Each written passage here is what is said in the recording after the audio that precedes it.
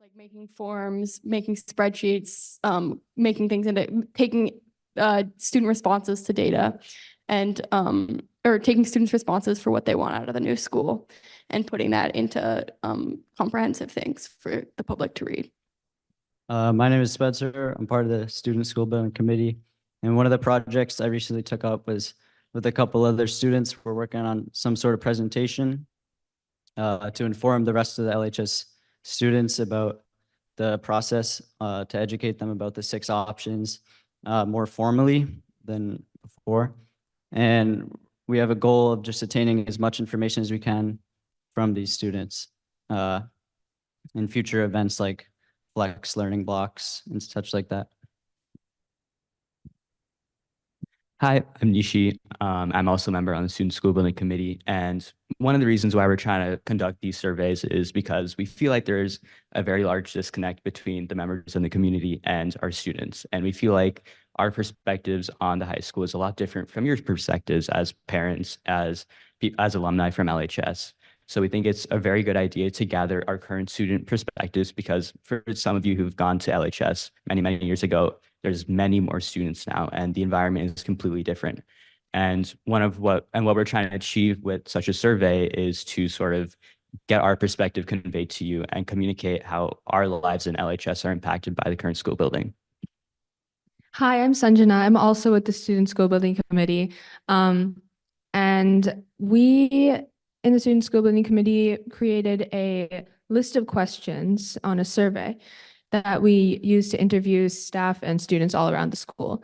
So the questions were things like, are you aware of the project? Everyone said yes.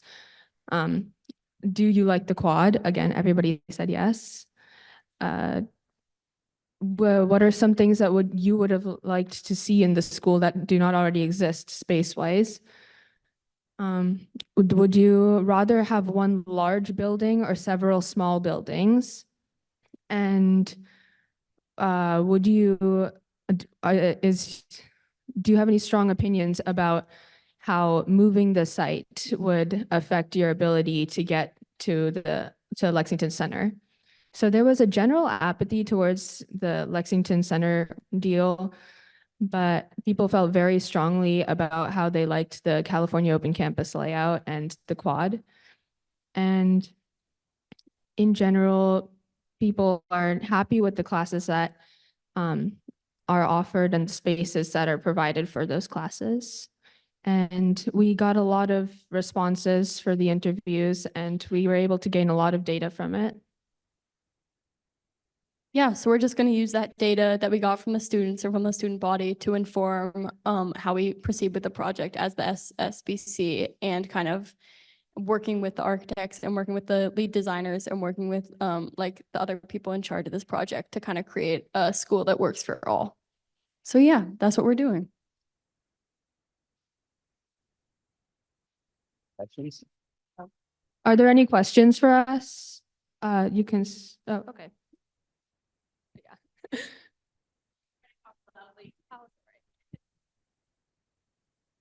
Hi, my name is Kathy Sullivan. I'm a Lexington resident.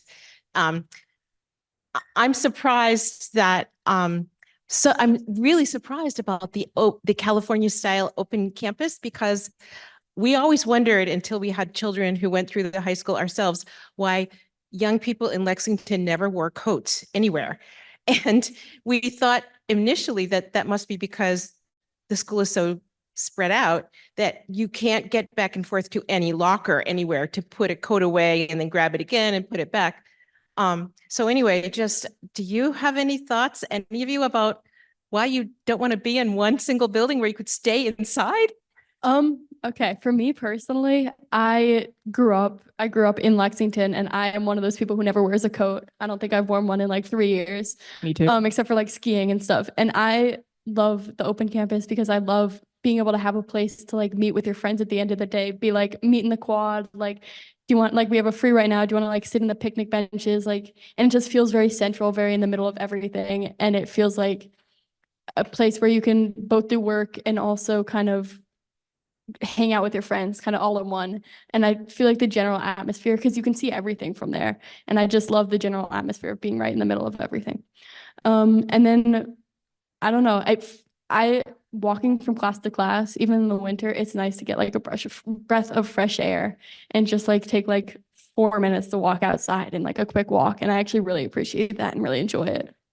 So or do you want to go first? Yeah, I was just gonna add one more point on that. I think the general consensus is that all students like the quad, but there is the issue of accessibility. And for students that are mobility challenged, they like if, for example, the ice or the quad were to freeze over and there would be certain patches of ice, it impacts a student who has mobility issues a lot more than a student who is able-bodied. So for all of the interviewees, they were very, like I said, they were they felt very strongly about how much they liked the quad, which is interesting because when we put out surveys to this crowd, almost everybody said that they didn't like the California open campus layout. But for most of the interviewees, including the staff, they all said that they really enjoyed the fresh air in between walking between classes because in general, we stay cooped up at a desk for most of our classes. So to get out and have a walk and also see our friends because it's a communal space is really nice. Other than that, even in the winter, like it's still kind of nice to go outside. And I personally am also never worn a jacket. It's very bad. I definitely should. But even then, I kind of the cold doesn't affect me personally as much as it would seem like it would. But the quad is a really great communal space for everybody to like see each other again, especially when you have no classes with your friends. That's me. And it's just a really great place to build a sense of community. All right, we'll take one last question before we wrap up. Francesca Fromer, both a teacher and a resident of Lexington. Just a quick question. How many students and how many staff have been interviewed or are included in your data? I don't remember the number, but there were a solid more than It was at least 50 students and teachers. I can tell you that for sure. We don't have the exact number off the top of our heads, but the document is pretty hectic. But We can look and get back to you by the end of this. Look. Doing more every day, And right? Getting more data every day. Any last questions? Oh, wrap it up. Oh. Thank you, Julie. All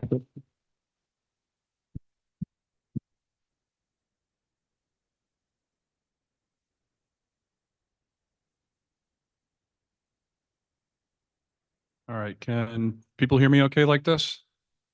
Yeah, okay.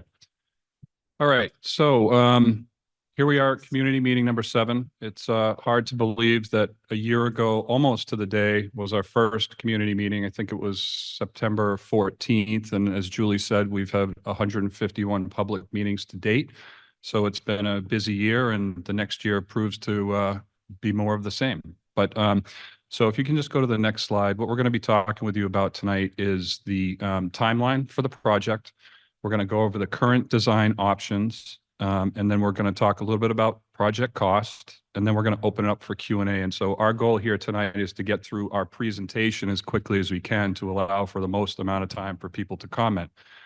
I'm looking online. I see 132 people right now, and I see a pretty full room here. So we are going to do a Q&A. I think for tonight, we're going to have to do 2 minutes to try and make sure we hear from as many people as possible. So, again, our goal is to get as much time for Q&A, and this meeting is scheduled to conclude at 8:30. So with that, why don't we dive into the timeline? So I do see some new faces here and some familiar ones. So I'm going to kind of hit this quickly. So this is a high level version of the timeline. That red arrow there represents sort of where we are in this multi-year process. We're currently in what's called the feasibility stage. And in the feasibility stage, there's 2 key deliverables. One is called the preliminary design program, and the other is the preferred schematic report. We concluded the PDP, the preliminary design program, concluded in April, where that's the phase of the project where we tasked the design team to come up with as many options as we can.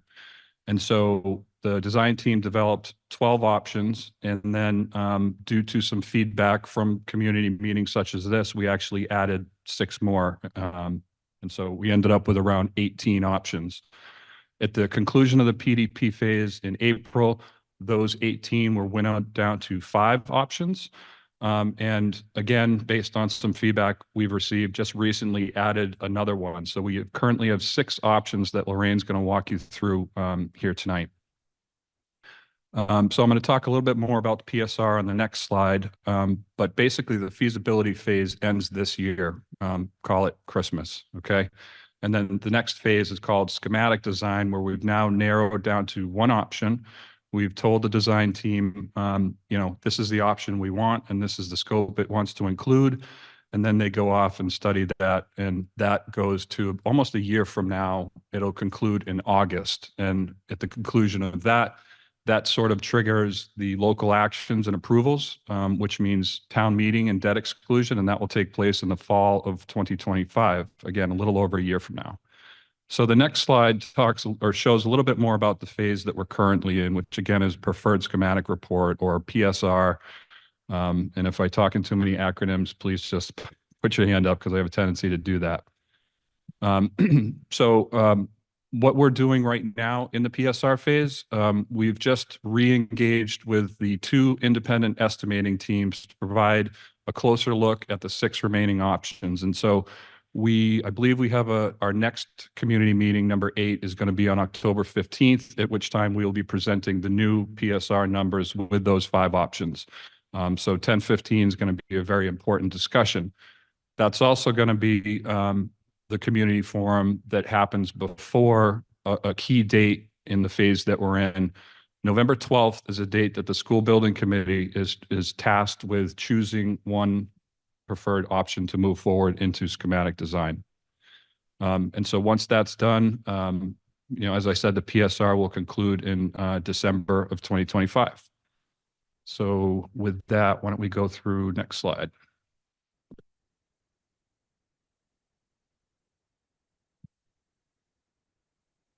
Good evening. My name is Lorraine Finnegan. I'm an architect and principal at SMMA. Brian Black is also an architect and our designer, and we have a pretty big group from our team here tonight. So to take you through the 6 options, I want to sort of give an overview and put them into 3 buckets. We have an addition renovation option, which we'd refer to as phased in place, right? As we renovate the building, we're working with a current footprint, we're moving around the building. There's going to be displacement of students into additional temporary modular classrooms that need to be set. And so phases of the building will be renovated and brought online in sequence over multiple years as you work around the building.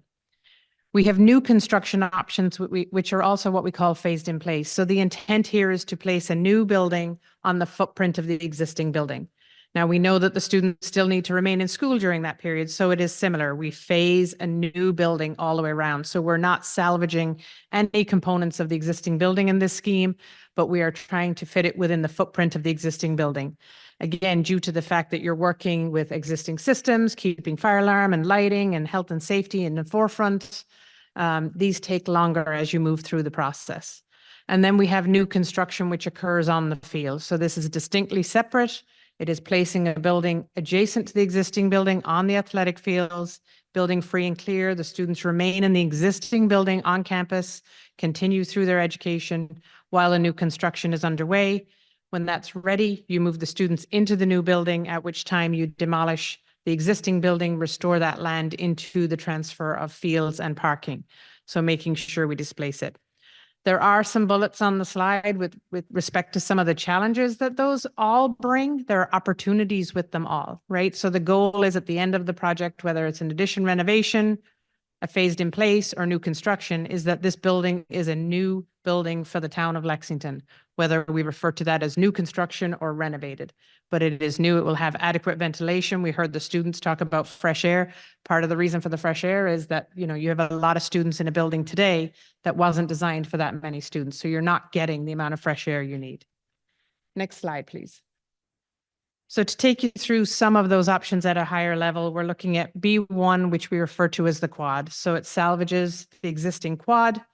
We're renovating the math building and the science building. but essentially everything else is replaced. So we'd refer to this as a minimal renovation. A lot of the reasons behind why we're saving certain components of the building really go to the structural frame and the organization of a building. And moving forth in next generation learning, we really look at what the adjacencies are for programmatic needs and how you can fit them within the building. The figure 8, the B4 option, is saving more components of the building. It's saving, we call this a moderate B, C, D, and E. So essentially the gymnasium, the music suite, part of the cafeteria, the performing arts. Really looking at the component of providing new classrooms, right? So keeping those public facing components, repurposing some of them in some, under some schemes, you need a new gymnasium. So repurposing that existing gym. But again, a moderate renovation, saving more of the existing building. The D2 weave is an all new construction phased in place. So at the end of the day, this is an all new building, but again, on top of the footprint of the existing building. So as you move around the building, you'll be creating, 2, 3-story buildings adjacent to existing buildings. There's obviously coordination that's required there, but this is something that can be done. Next slide, please. Under the new construction options, these are all, as you can see, on the athletic fields. So there's the branch scheme, and we've tried to name these because just to say it, everyone gets an option of a name. That number needs to carry forth.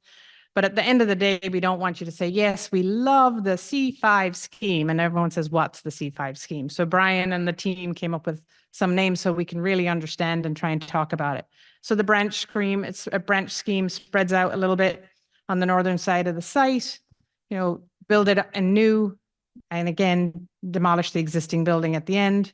The braid scheme is a weave, right? So it's a braiding, wrapping those classrooms around, making sure that we get natural light, natural ventilation into all of those spaces. And then the bloom scheme, it's like a flower, it's blooming. We heard a lot about the quad from the students earlier and whether or not we have an actual external quad at grade, or we have an internal quad that might be at a roof garden level. So we're still getting that outdoor experience and maybe in a more secure environment. So you're inside the walls of the school, but you can go outside to get that experience again. So that is the bloom. Next slide, please.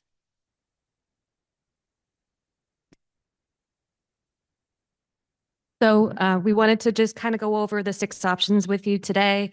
All the information is on the project website, again, recapping the 6 options. Some of you might be familiar with Thought Exchange that we've used in previous community meetings. Some may not be, but it's our way of getting your input and feedback regarding the 6 remaining options. We'll have Thought Exchange open for the next 2 weeks to gather that information from the community. And then we will be reviewing that information with the school building committee as well as discussing it at the next community meeting. So we'll put the QR code again on the website just in case for the next 2 weeks. If you have any questions, please let us know through the project website itself. Yeah, and since it's going to be open, and I think our presentation will be ending shortly, it will be open for 2 weeks. We hope you can listen with us for a couple more minutes, and then we'll get into the Q&A, but it will remain open for folks online as well as people watching this later. Next slide. Okay, so we wanted to talk a little bit about the costs, and based on these meetings, we've heard a lot of questions about other high schools and their costs. And, some of the examples that we heard from you were Arlington, Belmont, Revere, and Waltham. And so what the SBC asked me to do was basically take a deep dive on these projects and try and figure out how do they stack up against our project. And so we did that. So on the website right now, there is a detailed version of one of the 2 handouts, which was up there. And if people did not get a chance to get those will remain up here, and feel free to grab either one of them. But basically what that is an analysis that I had done to basically try and get everything on the same page. And so just a little bit about the deep dive that we did. So again, this is based off of the PDP pricing. And again, that was issued last April. We will be doing another round as soon as next month when we get the new estimates in. And I believe on the screen is a QR code to that recording if anybody would like to take a look. So again, the way these estimates work is we have two independent cost estimators. One works for the design team, one works for the OPM. These aren't Doran Whittier numbers. These aren't SMMA numbers. These are from two independent estimators. And so at the PDP phase, we don't have floor plans. We don't have site plans. We haven't selected materials. So everything is on a cost per square foot basis. And I think that's important for people to know. And when you look at an estimate, it's broken up into construction divisions, things like the electrical, the mechanical, the plumbing, the steel, the structure. These are some of those sections. And basically, estimators provide a cost per square foot for those sections. Each of the estimators uses their own database of all high schools that have been built in the Commonwealth in the last 20 years. So it's collective data from all the high schools in the state of Massachusetts. And once we get the two estimates, estimators never see things the same. So we get them together and we do what's called a reconciliation, and we get them as close as 1% or less to make them agree on the scope. That's the activity that we'll be doing in a couple of weeks, but I just want people to understand what this cost comparison was based on. So when you're comparing other high school projects, it's important to keep a few factors in mind. When was it built? And I'll talk a little bit about escalation and what that means. What was the scope of the project? What bells and whistles did it have? And what was the size and the student enrollment? No high school is created equal. And so when you're trying to compare, these are three very important things. So dealing with the first one, which is when it was built.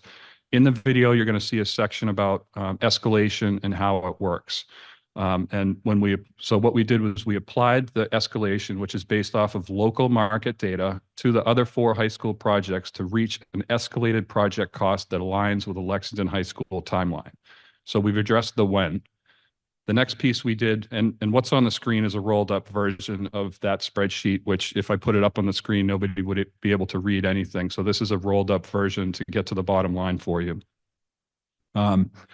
So we've dealt with the escalation. Now we need to look at scope. Scope for a building it's the same thing as buying a car. The more options you put on the car, the sticker price goes up. That's just how it works. And so to get apples to apples, part of the comparison outlines certain elements that were included in the Lexington High School estimates that weren't in all of the other high schools. These things include things like all electric, solar, geothermal, battery storage. And these are driven by state and local codes. They're not nice to haves. Most of them are must haves. And I think there's a misconception about that, at least based on some feedback that we've received.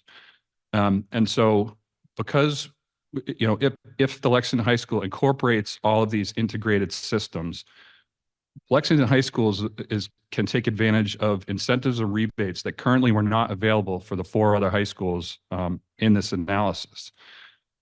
So by incorporating these systems, taking advantage of the incentives and rebates, it provides a lot of benefit to the town. And this is all in the video, so I'm going to go quickly. First and most importantly, the upfront costs are offset by the incentives. And I think there was a payback of around 1 year for incorporating these systems. The building is going to provide the highest and healthiest indoor air quality, which is going to be amazing for the kids, the staff, anybody who's in that building. Lower operational costs annually. This project is built for 75 years. And so, lower operational costs is a great thing. And lastly, this building is actually going to generate revenue from solar and battery storage credits. And there's going to be more on that to follow. So the four other projects did not include many of these scope items. So what we did was we applied the unit cost that we used for our Lexington High School estimates and added that to their escalated cost to get a scope adjusted total project cost. And in the final analysis here, what I see from looking at it is Revere, Waltham, and Lexington High School are all close in terms of dollar per square foot for project cost. They're all in the 1300s. And what people need to understand is there's two ways to look at cost. There's construction cost, which is exactly what it sounds like, the cost of construction, and there's project cost, everything outside. So design team, OPM, the furniture and technology we're going to be putting in the building, owner contingency. So total project cost means everything. And so I think there's been some confusion around that. So again, Revere, Waltham, and Lexington all in the 1300s. Arlington and Belmont were the outliers, but they were also bid in 2019. Their costs are in the 1100s per square foot range. Belmont was an ad reno. It's my understanding that they kept their gym, their field house, and I believe their auditorium and their pool. So they kept a lot of their big spaces, which is why I believe Belmont is in the lower dollar per square foot. But again, it's an ad reno. So another thing that's important for people to know, the codes change. Some of these older projects that were done in 2019, saying older doesn't even seem right. They different playbook, different codes. And so we're designing to current codes and as we have to. So these are just a couple of things that the video will speak about. So from there, we also adjusted the square footage to match. Every one of these schools has a different square footage. All of them were smaller than Lexington with the exception of Belmont. So then we adjusted those costs to match the square footage. And that to me gives you a true side by side. So now the project's all on the same timeline. They're leveled in terms of scope. They're the same size, and that really gets you a good side by side. What we're also showing on the sheet is the $40 million that we're projecting for incentives and rebates, which before the incentives and rebates, we had the dollar per square foot project cost at $13.64. If you apply that $40-ish million, it's around $1,275 per square foot. Plus, we're going to get the participation from the MSBA. And we think that's around $100 million. We're hoping for more. We really won't know until the next phase. But we have done some preliminary projections and we think that's conservative. So while the other 4 high schools did receive MSBA participation, they were not able to take advantage of the current incentives and rebates, as I mentioned. So to sum this all up, what this is trying to show you is how that $600 million project, you take out the incentives and rebates, you take out the MSBA, you're around $460 million. And the building costs the town less to operate, and it's bringing money into the town every year for 75 years. So I know this is a lot of information in a short amount of time, which is why I did the video, which is why it's on the website. Please feel free to click it and watch it if you have any further questions. And again, we'll be back next month with pricing on the 6 options that Lorraine has just walked through. So with that, I think we're going to talk about the cost of doing nothing. Good evening. My name is Mike Cronin. I'm the Director of Public Facilities and the individual responsible to keep the existing building alive. So these folks have a much better job than I do at this point. So to talk a little bit about the building, just as a quick history, the first set of buildings were built in 1948 in the early 50s, and the new buildings were built in 1965. So to give you a sense of that, they're already 60 years old today. So we've already got a fleet that's old. In 1999, we wind up going through a little bit of a renovation there. We did most of our major work. We did a little bit of roof work. We did some windows, but the main focus of that job back then was to reorganize the math and science buildings to add more classrooms. We had some bigger spaces. We made more classrooms, but we made them small. And it was just part of the scope of work there. We did some window work and a little bit of HVAC. But honestly, at that point in time, that was the major focus of the work. We did a 19,000 square foot addition inside the main building to kind of add on to the cafeteria and some of those ancillary spaces in the back there. At that time, the building was 328,000 square feet. Not that big. As you heard from the folks here, the building that we're proposing is 440,000 square feet. We had a building built for 1,850 students in 1999. That's the size. We have 2,400 kids in that building today. Andrew, what's the real number? 2,425 students today. You can see that we're way above the enrollment numbers that we're supposed to have. 10 years ago, we added modular classrooms for about 24,000 square feet. They have a 20-year shelf life. I will tell you, for the folks that are familiar with the K-mods out there, they're giving me a run for my money. I'll be lucky to get that far. Today, the faculty and the students, 2,400, and the existing building today is about 352,000 square feet. Next slide. In 2020, I did a buildings facilities assessment of all town buildings. So every single building, we had an independent company come in and take an assessment of all the equipment and the facilities, the finishes, you name it. If it's in a building, we have an assessment on it. What they told us was, oh boy, you need roofs on most of the buildings. The HVAC is steam building. It's a steam system for most buildings out there. We have the other buildings are converted from steam to water. So it is an extremely inefficient system. So they suggested that we replace the HVAC. In order to go all electric, we'll need to have a significant infrastructure improvement in the electrical system. Most of our windows are original. For those folks that live there, they can testify to that. And the plumbing, because we're changing the HVAC, there's a significant amount of the plumbing that will need to be changed as a result of that. And then with all of those new systems comes something that we don't have today, and that's controls. We don't have any controls over any of those systems today. Next slide. So we looked at just those systems that we're required to replace now, and it's roughly $200 million. I know that sounds like a large number. It's a big facility, and it's awfully complicated to do all of that work. So to make it clear, that's to replace those systems. It doesn't include things like phasing. How do we move the kids around? It doesn't include modules that we're going to need when we displace kids in order to have that work done. It doesn't include the required improvements to the structural system. Because we're doing all this work, we have to meet current code. That building meets 1965 code. It isn't even close to today's. So we have to invest in a significant amount of money. I haven't even captured that yet in the capital request. We haven't done any installation on any of the building, any finishes. And so all of that's an additional number. Because the work that's listed above, as I mentioned, we're going to hit all new building codes. That's a significant hurdle for us at this point. When SMMA went through the process of giving us a renovation, their number was estimated at $300 million. And after we've gone through all the assessments here, we understand why the number's at 300. I want to be clear, though, that the work that we're proposing does not include one additional square foot. It doesn't change one wall in the building. It doesn't add any square footage to one classroom.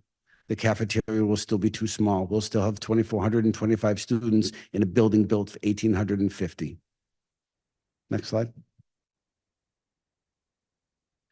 If the town partnered with the MSBA as part of that $300 million project, our share or our share for reimbursement would be about $75 million. So out of pocket, that really is $225 million if you want to talk round numbers. The enrollment will not change. We're still going to have 2,400 kids in there. The building will still be too small. The classroom's undersized. We will not have expansion of any of those other larger spaces that we have, as I mentioned. I'll tell you that work will not address the ed plan that we currently have today. Next slide. So what's the difference in the projects? If the capital project that Department of Public Facilities is presenting is approximately 250 to 300 million with the code updates, no programmatic changes, that's a significant investment. I want to make sure everybody understands that that's the number that we're talking as a minimum investment. The SMMA options to renovate is 300 million with the contribution of 75 million, as we talked about.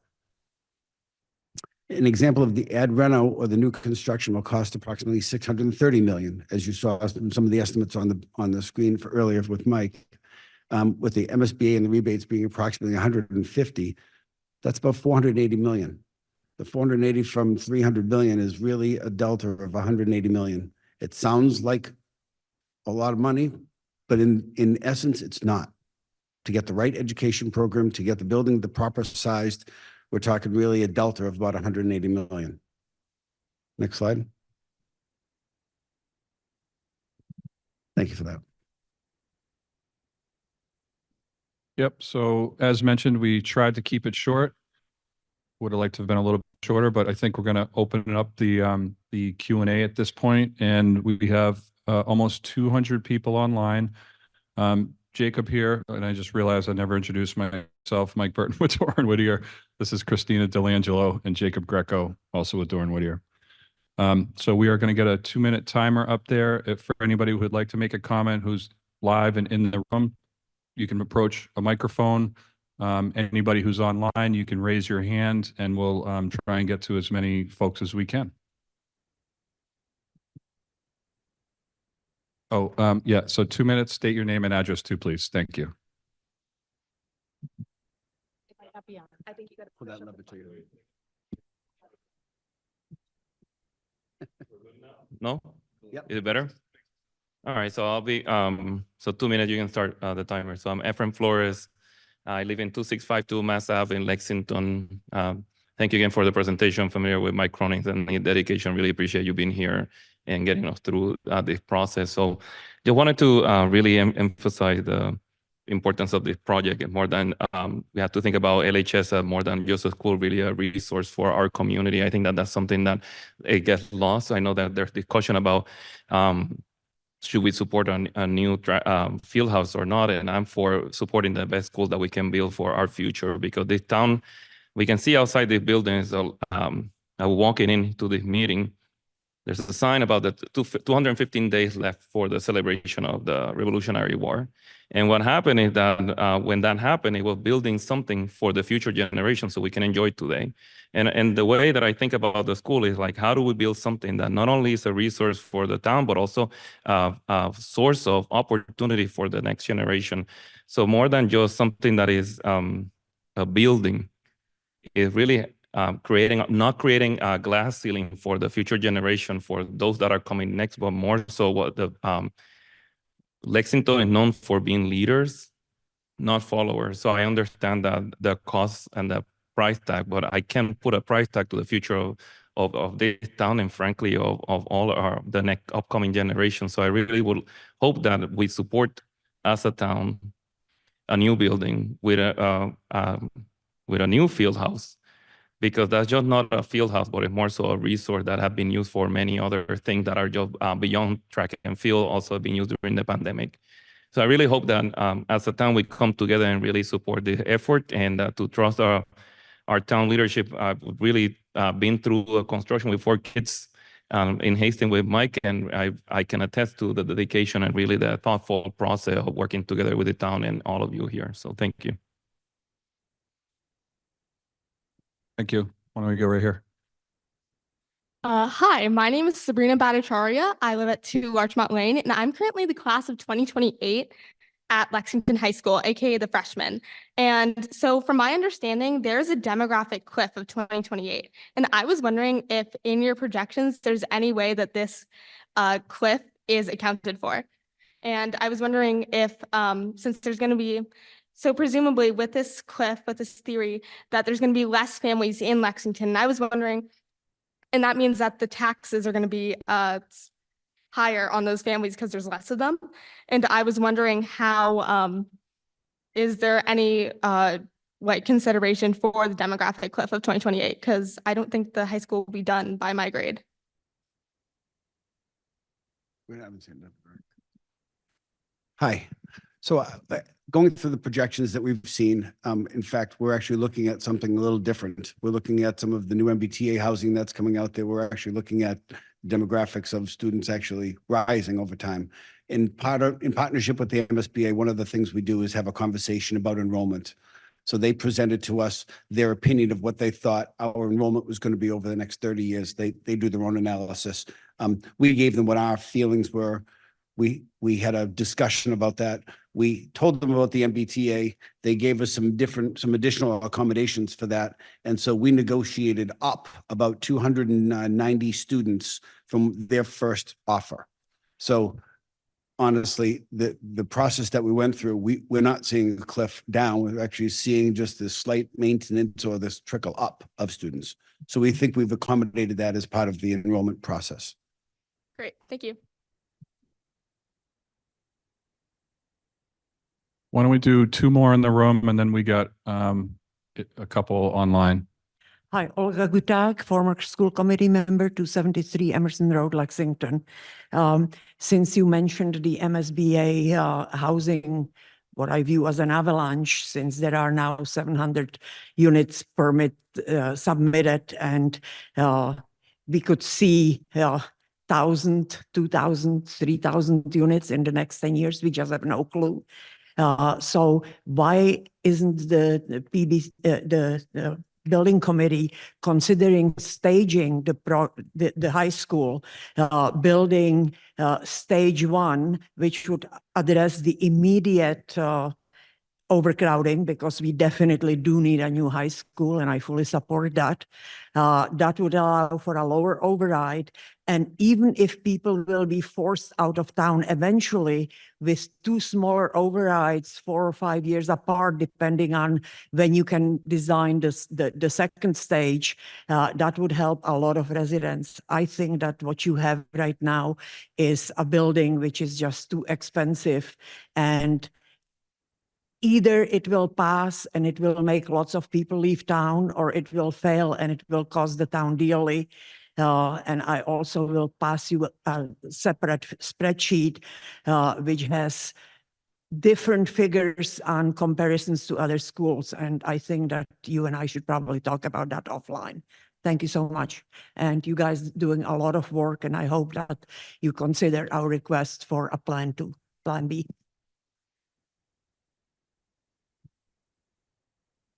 We're going to take another one in the room. Oh, sorry. Yes. One more in the room. Yeah. Hi, Drew Pomerantz from 27 Sherburne. We'd like to ask a question about the Fieldhouse. So the last meeting that I was aware of, I was happy to see what I thought was pretty good agreement about the goal of the Fieldhouse, with most folks understanding that an adequate Fieldhouse is a good use of taxpayer dollars because of its benefits to so many people in the community. And particularly developing a Fieldhouse at an accelerated timetable is important, because it would provide swing space for the athletic fields, which, as we understand, are going to be unavailable no matter which of the 6 options are selected on. What I observed was disagreement about what were the right tactics to achieve that goal. I saw some people in favor of a renovated Fieldhouse because they thought a new Fieldhouse would necessitate a second vote, and it provided some risk there would be no Fieldhouse. I saw some people who agreed with that procedural point about the 2 votes, but were in favor of a new Fieldhouse because they thought there was not much risk associated with the second vote. And I saw some people who disagreed with the procedure, and they thought, no, maybe not, you don't need 2 votes. Maybe you can do it in 1. Maybe you can include if-then statements in a vote. Maybe you can do a Fieldhouse vote before the other. So my question is, do you have any updates since then? Do you think at this point, is it necessary that there will be 2 votes to go for a new Fieldhouse? Are there a possibility to do an if-then statement or something like that? And then how quickly is it possible to get an improved Fieldhouse if we go with a renovation route? And how quickly is it possible to get an improved Fieldhouse if we go with the new route? Okay, I'll let Lorraine take the second part, but I'm going to take the first part. So yeah, this is very fresh information. This is from a call that we had with the MSBA today at noontime, asking for clarity around their policies and what they would and would not allow. And so my takeaway from that conversation with the MSBA is, if a renovation or addition renovation to the Fieldhouse was something that the SBC wanted to do, that would not require a separate vote. That could be done as part of the project, but they would not participate in either of those if we built a new 18,000 gym in addition to that. So they will allow it. It will not require a second vote. And the new options would absolutely require a second vote. Anything brand new does need to be a separate ballot question. It's supposed to be a separate project, supposed to be a separate project team, although we've talked to the AG on other high school projects, and it could be this team, or maybe they wanted to use another team. I don't know, but it is a separate vote. My guess for renovation of the existing field house is that would be done in the same timeline as the rest of the project. I would hope that we could come up with a schedule on an ad reno option that would also conclude at the same time as the building proper. It gets a little blurry with the new options because the MSBA is very clear. They're here to support the funding of the educational program and the students. That's their primary job. They don't care about pools. They don't care about field houses. Not every district or community can afford those things. And they look at that as a town decision, which is why they don't participate. Did I leave anything? No, I think just to But I go would, ahead. Mike, tell me what you mean by the word participate. When I say participate, I mean reimbursement. So there's the way MSBA looks at a project, there's things that they deem eligible, which means they will contribute up to, I think that we're at like 42-ish%. So they will reimburse up to that on the eligible items. And then there's ineligible, which means they don't participate, they don't reimburse the district anything. It's 100% paid for by the town. With the timing, this is a school project first, and so it really will be important to make sure that the design of the school lands on the site. We showed concept site plans, but if that shifts 10 feet, 20 feet in direction, that can have an impact on where, how a field house gets planned. So they really need to work in tandem, but I don't think we would recommend starting it before the design of the school is actually further along. And as Mike mentioned, if it's an ad reno, that'll be part of the design. It'll be a phase of the project. Even if you maintain the existing field house with a new building on the fields, that's still going to be part of that. So we understand the concern of the loss of the fields. We understand swing space. Those conversations are happening in town as to where the swing space could occur.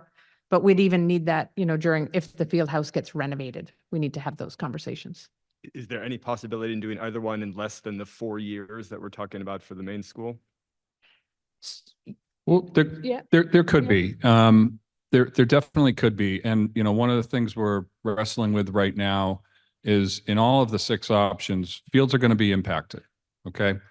And we know that that's going to be a hardship for the town across the board. And so in terms of the project team, it's a 3-legged stool. You have 2 of the legs of the stool here now, but what we've just begun is the CM procurement process. A CM is a construction manager. It's the builder of the project. And so what we're going to be doing is going through the public procurement process to have the 3rd leg of the stool join the team. And we anticipate that happening in early December. And so one of the things that we're going to challenge whoever that is to think about ways to minimize the impact of fields. If building or renovating a existing field house is something that can be fast tracked, we're going to challenge them to look at that. And it makes absolutely sense because we understand we're displacing fields all across the board. And so I do think that's possible. But if I may just, knowing the site and knowing how little of the site there is available, in all likelihood, a new field house would go over the footprint of the existing field house. So at some point, there's going to need to be accommodations. Thank you very much. No problem. Why don't we take 2 online and then we'll come back. Tushar online, please state your name and address. You're muted. Hi, yeah, I think I needed to get off mute. Can you hear me? Yes. Yes, this is Tushar Walekar. I'm from Laconia Street in Lexington. Thank you. I mean, this was pretty comprehensive, and it's my first good look at quite a lot of the aspects and the facets of this pretty complicated issue, right? So I don't come at it from any other experience than a parent. So when I ask this, it's genuinely a curiosity thing.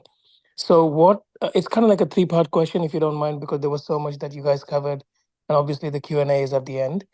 So the first question is, what was the bidding process used? So in terms of, who was it opened up to, and what was the guidance given to the bidders in terms of RFP budget, in terms of scope and so on, right? And how much was it just open and down to innovation I'm from sorry to interrupt. Can you repeat the first question? We couldn't So hear you. what was the bidding process in which we kind of opened it up to bidders? What guidance was given? So was this kind of like a very much a blank paper and come back with your proposals? How would you solve our issues? Or was there guidance given? So that's one. And the second question, I mean, those who live in Lexington in historic areas would probably know this, is there are lots of houses from 1800s and 1900s. I'm not suggesting that we should still send the schools in a Charles Dickens way, but is there any history here from 1940s and 50s buildings that we are throwing out because we want to modernize and not utilizing at least the facade and so on, the buildings or the site, and modernizing it? And is that allowed as per the heritage code or whatever? So that's kind of like the second part of my question. And the third part is enrollment, as we know, has been going up, and we're a victim of our own success in Lexington. So there's nothing to say that this won't happen again in the future. Have we thought about modular buildings or modular classrooms, which is kind of like a universal solution that I've seen implemented when I was back in England. So we moved from the UK, and that's generally what schools do over there. They have modular classrooms or buildings so that as they expand, enrollment expands, they can expand, sometimes temporarily, sometimes more permanent, but Okay, it keeps the cost down, right? So sorry about that, but three-part sure. question for me.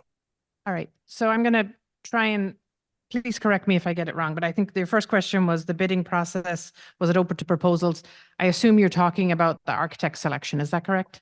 Yeah, the whole thing. I mean, the Okay. architect as well Yeah. as. So in construction. Massachusetts, public funds, you need to go through what's called a designer selection process. It's qualification based. And working with the MSBA, an RFP is put out there and firms can respond to that RFP. The town of Lexington gets 3 members on a 15-member committee. The rest are made up of the MSBA personnel that go through those proposals, shortlist, and then interview the shortlist candidates. And SMMA was fortunate enough, and we're happy to be here, that we made it through both the proposal, shortlist, and an interview phase. So it is a very public process, an open public process. With your question on the history of the 1940s and 50s buildings, we are doing a historical review of those buildings, documenting what is important. We've hired a historical consultant to do that. They've walked through the building. Technically, the building has no historical significance according to the town. So, but there are features of that building that we do want to document and make sure that we save in the event that this is a new construction and that building is raised. And then your third question was about the modulars, and I think it was about expansion. And so we have talked about what expansion possibilities are required. We're looking at what if another 500 students are here, where would expansion occur? And that is being designed into the concepts. You probably don't see it, but there's a very light, the concept shown in a pink color, and there's a very light pink that shows where would that expansion occur should you need it to. And so we're really thinking about the design of the buildings as they move forward and making sure the foundations and the structure are ready to support that addition, and that we're not putting utilities or other site amenities in somewhere where you may have to expand in the future. So that is part of the process and is actually a project requirement. Did I answer your questions? Yes, yes, you did. Thank you. Sure, thank you. Next, we have Sarah Wolfson online. Sarah, please state your name and your address. Hi, can you hear me? Yep. Yes. So my question is for Dr. Hackett or the select board member, Joe Pato. Can you please relay what you anticipate will happen if Lexington voters vote no and disapprove funding with this LHS project in late fall 2025?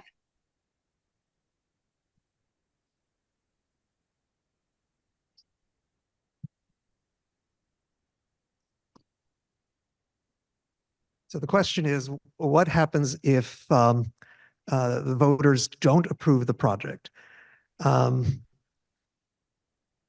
We will be looking at how to provide facilities going forward. Any process forward is going to have to go back to the voters, because as you heard earlier, the cost of doing nothing, which covers the costs of making these buildings be able to survive more years into the future, that's at a price tag that requires a debt exclusion. So it would have to go back to the voters.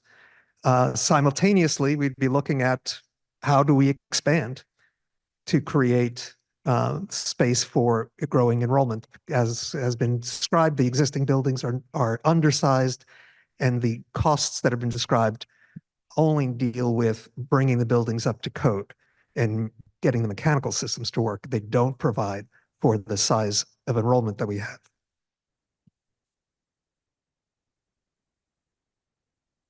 In addition to what Mr. Pato just responded, I would add that we would go back to our master plan and our master planning compendium that we crafted in 2019 with a broad group of stakeholders. That document was designed to be a flexible document that anticipated different types of enrollment increases or decreases.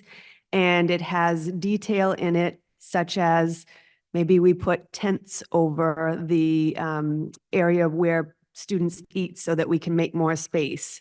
Perhaps we have more modulars to accommodate classrooms, all kinds of creative ideas. As a matter of fact, it went from the letter A all the way to double Z by the time we got through the list of options. There are many options. None of them are palatable, in my opinion.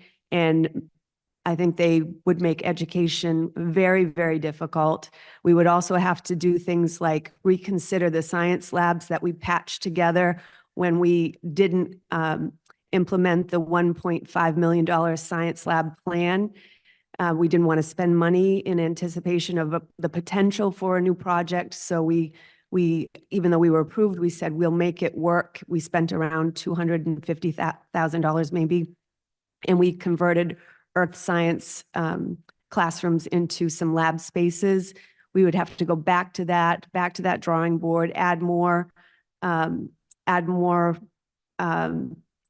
labs in so that we could accommodate more students. And we would probably send more children out of district placements because we would not have many options available to us. And that sometimes can be costly. Just one other thing I would add to that is if the vote fails, the MSBA's $100 million is likely gone.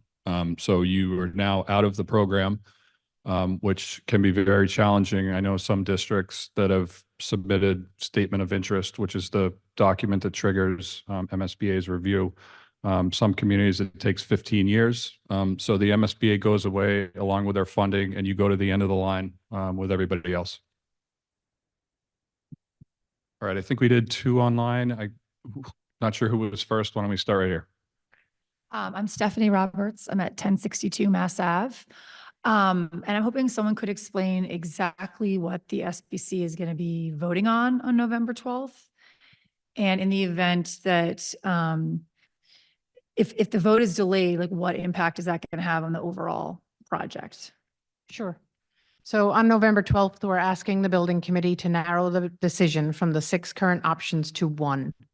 So that 1 project would then get submitted as the preferred option that the town wishes to move forward with. It gets submitted to the MSBA. There's a board meeting at the MSBA where they review that and they authorize the town to move forward with that design. So that board meeting is in January. And the intent is that we would then commence schematic design in January. That will take approximately till August. And so it's lined up so that it's prepared for a fall 2025 town meeting. If the November date gets delayed and we don't get our submission, MSBA has a calendar for submissions and they meet only about every 2 months. So if we don't make our submission in December, we won't be on I'm sorry, it wasn't January, it was on the February board meeting. That would bump and our submission would go in February for an April board meeting. And so therefore we're coming up against the time to complete schematic design bumping into your town meeting and would likely either drive us to a special town meeting or to the following year, the spring of 2026. And with costs, I know that the feds made a cut today, but with costs, their costs increase every day. Thank you. Sure. Hi, thank you. I'm Melissa Lee at 11 Ponybrook Lane in Lexington. I first off will just state I'm a full supporter of a new building on the green spaces of the fields. I believe that's the most cost effective. I feel that's the most efficient way for our town to get this done, and it needs to get done. My question really is, I understand that the fields near the high school will be impacted no matter which design is selected on November 12th. Due to construction needs, digging of geothermal wells, and for portable classrooms. Can someone please clarify for us, though, which green spaces will be involved and what the timeline for those might look like?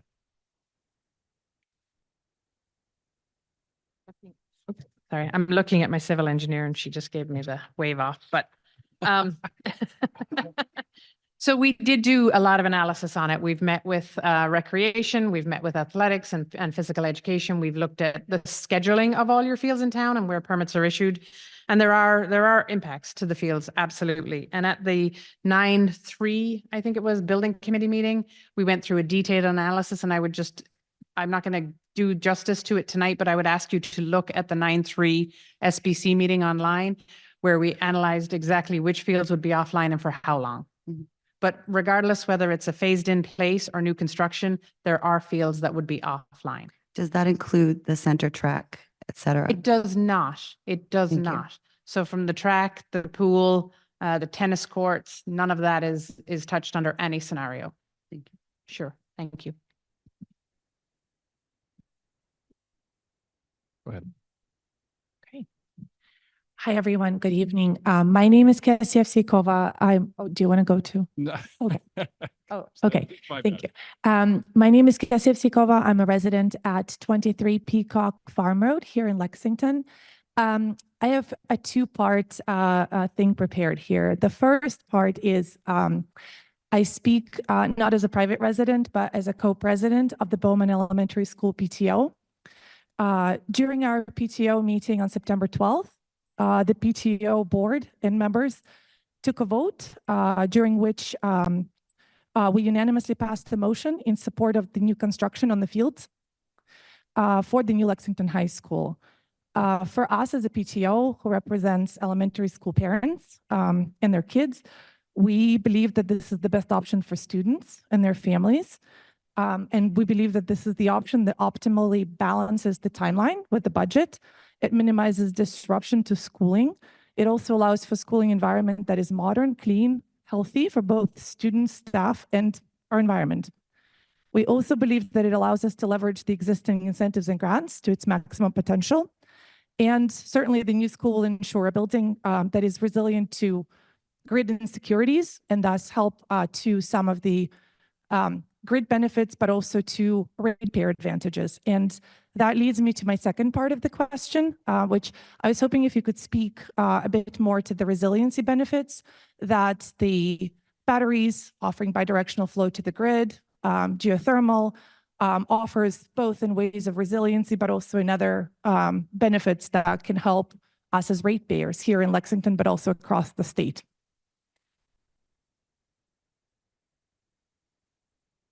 Go ahead.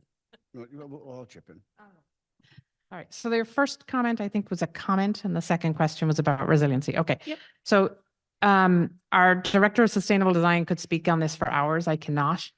But we have been working very closely with Sustainable Lexington. We've had a focus group around sustainability and basically MEP engineering systems because they're all connected, right? And so the goal here is not just to meet the stretch code, which the town has is an opt-in stretch code, so we're at that higher level. It's to really look down the road and make sure that Lexington can be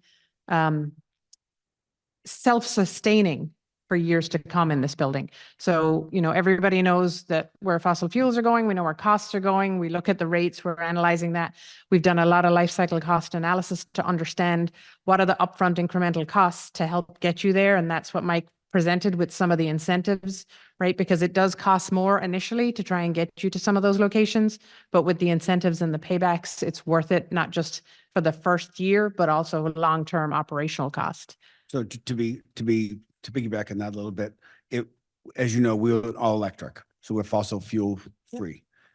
It will have solar, it will have battery. We will have an envelope that is super tight. They're building that to the new stretch code.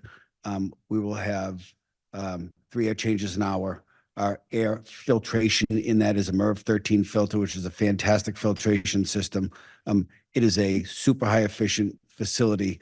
Once the solar is online, we'll wind up basically having no operating costs, right? So, I mean, other than staff and people, from a utility standpoint, I'm not minimizing that. From a utility standpoint, we will really be able to take off the grid, feed the building, back charge the batteries, and then either sell to the grid at night or backfill the building at night. So, a very, very resilient building. We'll have plenty of bike racks, covered bike parking. Showers are available, so we will encourage that as well, as opposed to just having, you know, folks drive up and be on the building. There will also be charging stations in the parking lots. Yeah, so to keep the lights on this, you know, annually, it costs you like 1.1 to 1.5. The old building, the old current building is 1.2. And have you at all looked into providing grid services such as selling the energy back to the grid or optimizing your load shapes to the signals from the grid, given how aged our electrical grid is and how much strain it's going to be under? We're actually and thus realizing some additional revenue for doing that right now with Hastings. So we actually have that relationship already, so we get some experience with that. So we're doing that on a daily basis with Hastings. So yes. Great. Thank you. You're welcome. Great. Hi, my name is Liz Medital and I live at 6 Hastings Road. So I first want to thank you tremendously for reopening the thought exchange, because for working parents, as I've written to you, it's really impossible to spend, tens and tens of hours combing through documents, coming to these meetings. And we don't want this to be like a decision that's made by who has the most time to spend. And so really appreciate you reopening that. My question is for Mike Cronin. I really appreciated your sentiment about kind of being unwilling to continue to duct tape the high school. And I was wondering if you could just talk about the costs and impacts of further delays. So I don't like to say it out loud because I feel like the gods will jinx me. The building is on its last legs for things like a roof. The roof is in need of replacement today. We have active leaks. Andy Baker, the principal here, can tell you that we get complaints from the staff on a regular basis. The HVAC, I mentioned the K-mods earlier. While it's newer, it is a frustrating HVAC system. That's my favorite word for that, frustrating. We have an HVAC system that is steam for a large percentage of that building. We all know that is a super inefficient system. This summer, we lost a 950-gallon tank this summer that I have to replace. It literally just rotted away right in its place. We're replacing floor tiles by the hundreds on a daily basis. I mean, you for those folks that work in the building, know you sometimes you have to walk around where we've got places blocked off. It is not operating. And the windows are single pane. Most of them don't operate. There's a draft that goes through them. The operations, the staff that's there, the maintenance folks, Dave Amicajoli, who's responsible for that building, does a terrific job putting Band-Aids and bubble gums all over the place. But that's only going to last so long. That building needs a significant investment soon. And so we either have to pick a new option this way, or we have to really invest significant money into that building to fix it so we can continue to educate the kids. Great, thank you.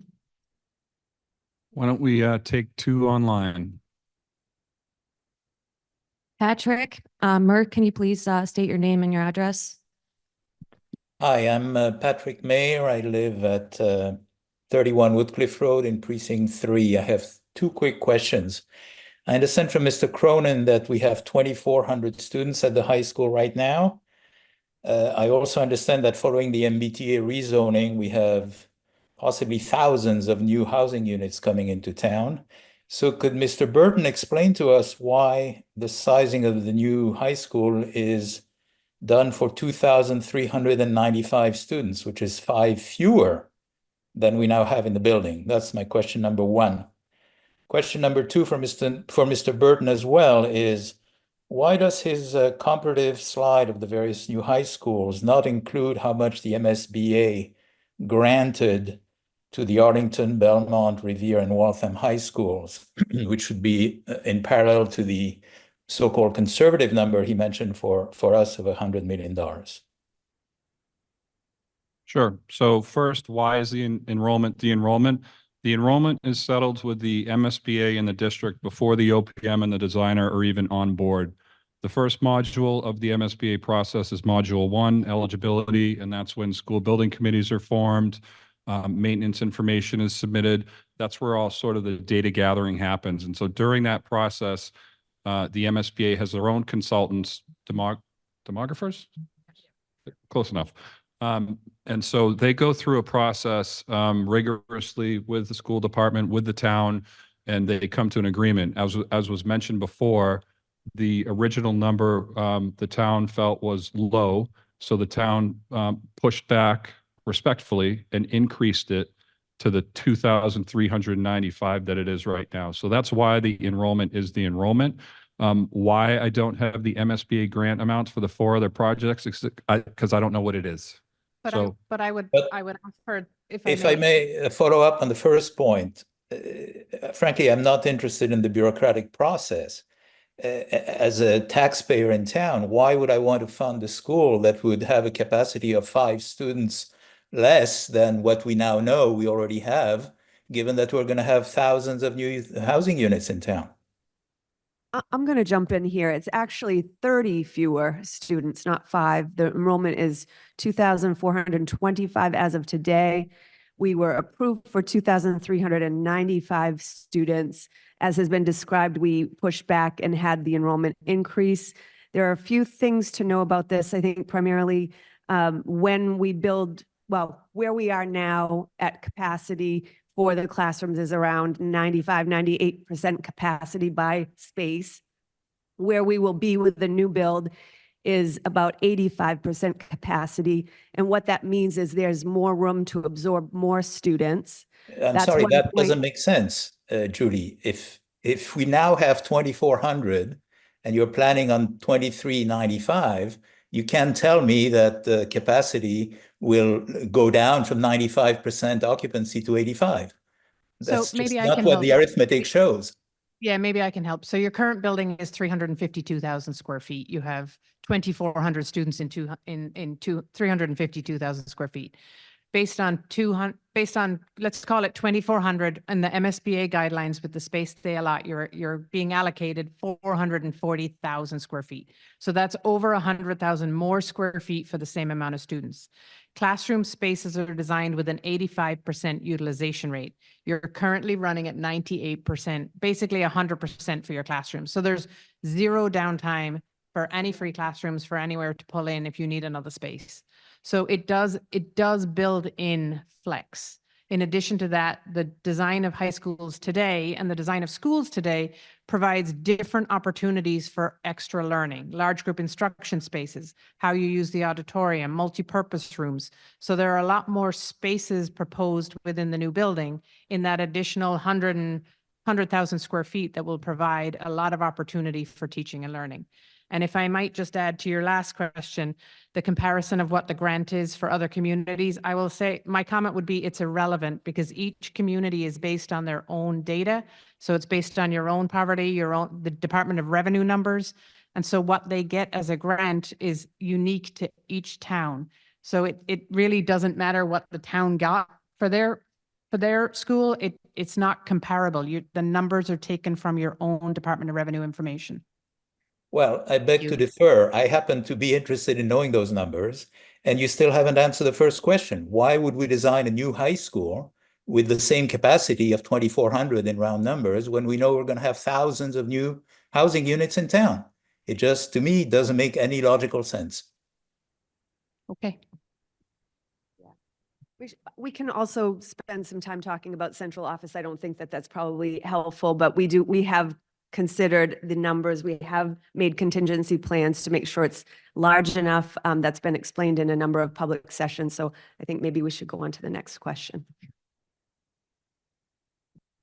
Jita online, please state your name and your address. Hi, this is actually Jaydeep. I'm Jita's husband, and we live in 369 North Emerson Road in Lexington. The question I had was about those grants.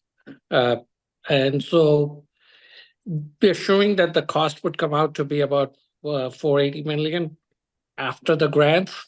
Do you have a picture of when do those grants become available? Is it like as you're doing the project, those grants are available and hence your costs are lower as you're building it out? Or do they come in after the costs have already been, like the 610 has already been spent? Now you get it over time, because that changes the cost borne by the town directly. And the second question is also related to this funding, actually this cost. So do we know that if we invest in that 610 million, where is that funding going to come from? What other projects are going to be lowered in priority as a trade-off? So those were my two questions. And by the way, I asked this question, although I support creating a new building, because I do agree that the Band-Aids will cost us a lot more in maintaining the current buildings? Thank you. Sure. Thank you for your questions. I'll take the first one. The way the MSBA works, it's a reimbursement system. It's a pay as you go. So the MSBA used to be the SBA. And what the way the SBA used to work before they had a hiatus in 2004 to 2007, the way they used to do it was they just gave you a check at the end of the job. There was very little intervention. It's a completely different program in terms of how the MSBA operates now. So one of the responsibilities of the OPM is on a monthly basis, we submit what's called a ProPay submission. ProPay is the MSBA's system.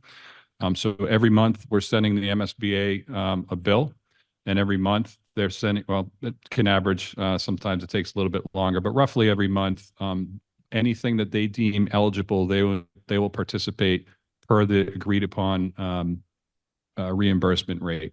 So it is a pay as you go situation. The second question was, where is the funding coming from? Here we are.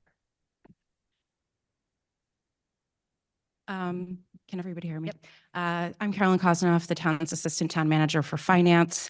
In terms of where the funding is coming from, I think that was not answered yet. The town is going to be issuing municipal bonds in order to pay for the high school.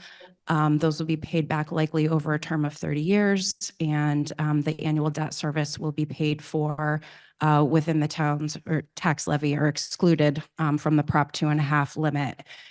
In terms of the other projects, and I think that was the last part of the question, is what else or what would we be doing otherwise? So I want to be clear, the town has a 5-year capital plan for immediate needs. There is longer term planning, especially in Mr. Cronin's department, that goes out to 20, but each year we present a 5-year capital plan. There are 2 types of projects that we do. There are ongoing maintenance projects that are things like replacing roofs, replacing HVAC, replacing flooring, fixing the town's roads, fixing the town's sewer systems. We will continue to do all of those things while this project is going on. This is sort of a one-time above and beyond. We are not going to be replacing any of the town's other ongoing maintenance with this project. There are other one-time projects in the capital plan that come after this. I believe the earliest is 2 years after, and that is the East Lexington Fire Station. Shortly after that, there is a second phase of the library renovation project that's going to be coming, and after that, the town office building. So some of those are further than 5 years out at this point, but they are all coming down the road. Those 3 that I just mentioned likely will also need to be excluded debt projects, but we are going to, right now, this is the project that we are primarily focused on.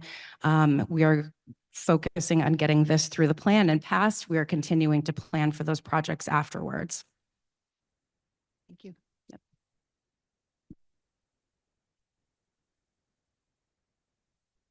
All right, why don't we take a few more in the room? We got several people standing, so we're gonna take, why don't we do at least 4 people in the room, and why don't you go ahead and start? Hi, my name is Natasha. Hold the mic down. I am at 93 Pleasant Street. I'm also one of the Bowman PTO co-presidents, and I want to reiterate our support for the new construction building. And I'll tell you why. The first and only time I've been in the high school was when I was proctoring the AP exam. And I went there, the rooms were tiny, the air conditioning wasn't working, and there was a small thing, I think it was blowing out cold air. And then there were 2 air purifiers that were working, but it was so hot. I went to open the window. Already we were hearing noise because a theater group was practicing outside. And I opened the window, and then it was too much noise and the kids couldn't concentrate on their tests. So I had to close that. And we were sitting in that room. I don't know how the kids did their AP exam because it was hot and I felt suffocated. The room was at capacity at 25 kids. So my question is, if we go with the ad reno option, would any of these problems be solved? The air conditioning, the air purifying, the windows, the capacity, and if the kids have to be in modulars while that is happening, how long will they be in modulars? Transition times, how long would they be? And if you could speak to that, please. Sure. So I'll speak to your first question about like the systems, and then I'll have Brian talk a little bit about the plan arrangement. So yes, the addition renovation option that we have two of them, address all of those things. They address the ventilation, they have new windows. It's basically, in order to get that high performing envelope that we've talked about, we actually need to rip off the skin of all the buildings so that the portions that we're keeping will be taken down to the shell. And so every single system will be touched. It will be new systems throughout, new finishes throughout.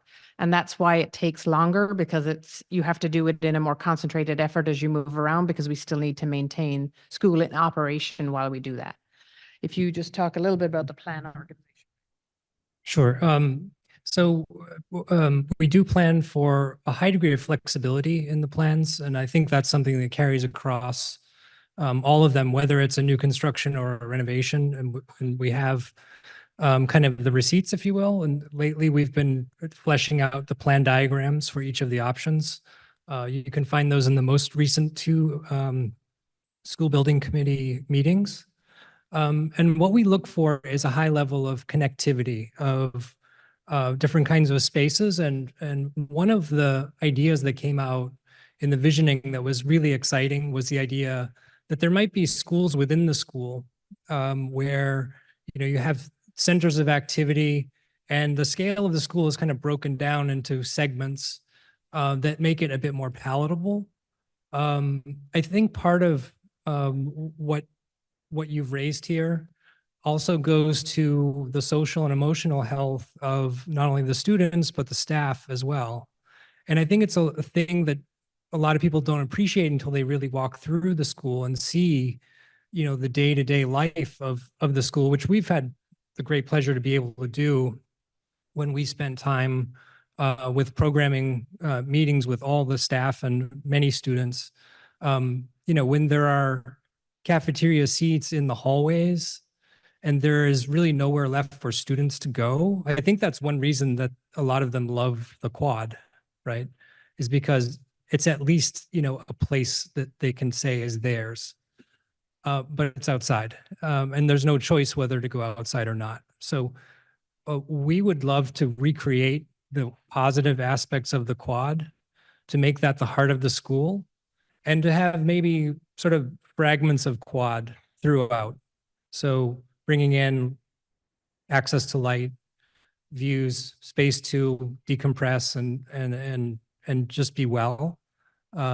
So that's a hidden aspect that we're really kind of eager to get into when we actually are designing. We're not really designing yet. We're using a lot of design thinking, collecting a lot of information, and setting out possibilities at this stage. But the wellness factor is a huge, huge part of how schools are designed. If anyone has a chance to go to a school that is, recently built, it's a whole new world. And I think that could be helpful for the whole decision-making process. Sorry, to get to my, thank you for answering that question. I also wanted to ask how it would be for the students while the ad reno is happening. And there's the mention of modular sections. And would the construction noises be audible? Would instructional time lost to longer transition times between classes be made up? Modulars, in the summer, I don't know how that's going to work. Will there be like less school days? Could you please explain that? Thank you. Sure. So I will say, I've worked on school projects at our firm for over 24 years. And looking back, about half of them are addition renovation, half are new construction. There's going to be sound from construction, whether it's a new building in the field or ad reno.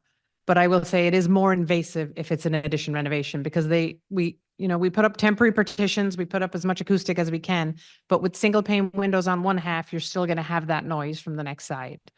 The modulars, we're going to need temporary modulars, so additional temporary modulars that will be placed on fields. And so we'll have modulars in place for through the length of construction, we need to get them there ahead of time.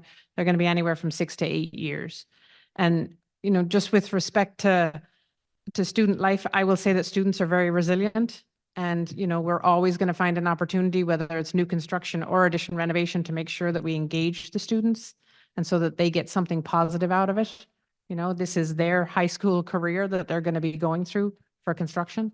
So I think that's important. And I know you had one other point that I'm failing. Yeah, I think, you know, Lorraine's right on the modulars. The thing that I personally don't like about modulars is that it's a cost that the town is going to bond for over 30 years, which gives no long-term result. And so as we were throwing around modular numbers in the PDP phase, there were some options that required $20 million for modulars. And so that's a cost that the MSBA does not participate in. That is a cost that is 100% on the district's dime. So, you know, I do not like modulars. I also don't like them because my daughter went through a high school construction project for the 4 years that it took place, and she never once saw a permanent classroom. She went from modular to modular to modular, and I know what her experience was like. And so, yeah, I just wanted to add that. And then, you know, the other thing to consider is the ad reno options. Well, let's start with it. New options. Right now, we're thinking 3 years to build new, 1 year to clean up the fields and parking lots, 4 years. The ad reno options, some of them are 5, 6. I think I saw one.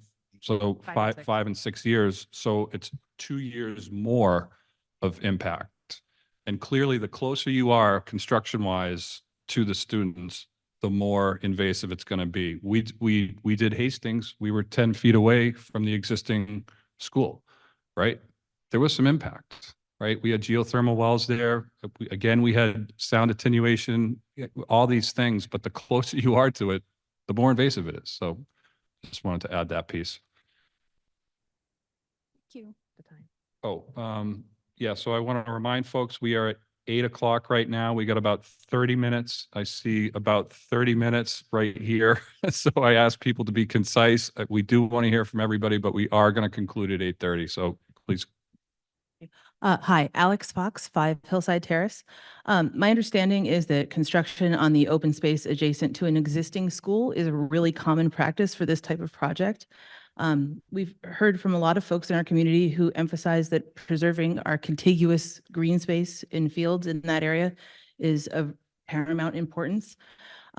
Based on your presentation here today, you've talked about building the phased in place or the ad reno takes it sounds like more like 2 years longer, has a much greater impact on the students, the educators, and probably the community at large. And I believe it's also more expensive. Can you confirm the difference in price, and can you confirm sort of the like how big the impact is between the two? Like, Yes, so it is more expensive because it does include the modular classrooms, which are not reimbursed. So we're looking, you know, the first renovation B1 was about 636. We are getting pricing right now on the B4, and then the new construction options range from 600 to 625. So it is quite a bit more expensive when you look at those options. Just with respect to the contiguous green space, we've heard a lot about that and the importance of it. And so even if the project looks at a new construction on the field, our site and landscape team are looking about how can we maintain that connection, even if there's a school building in the middle. And just as you've seen from the footprints, we have a far more condensed footprint than the school that's there today, which really blocks it. So how can we look at the overall site and find a way to continue that connection, albeit they might not be right adjacent to each other? right, so And sorry, just your first question, I think, was, is it common to build new next to an existing?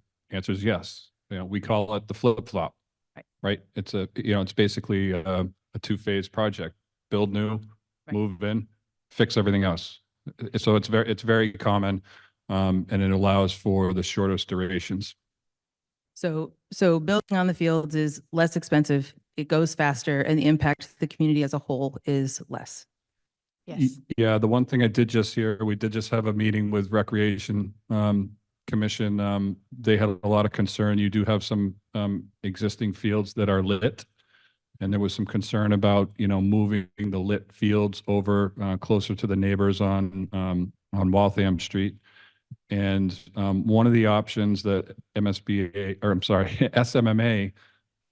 showed to us at this week's SBC meeting took the Bloom option and rotated it in such a way where they were able to find a way to keep those fields in their existing location. Those are the ones that are currently lit. It keeps them where they are while building new on the fields. There will have to be a discussion about the football field and if and how that's lit. But so again, hearing all this feedback, this is what we want. This is helpful for the project team. And, we're starting to see the results of, people's comments. So. Thank you very much. I'd just like to add, I'm very much in favor of us building on the fields. It seems like the most efficient process all around for the community. Thank you so much for all your work. Thank you. Can I start? Yeah. Catherine Yan, 211 East Emerson Road. I'm also LHS PTO president. I have a question for you, a question for Julie, and then a comment.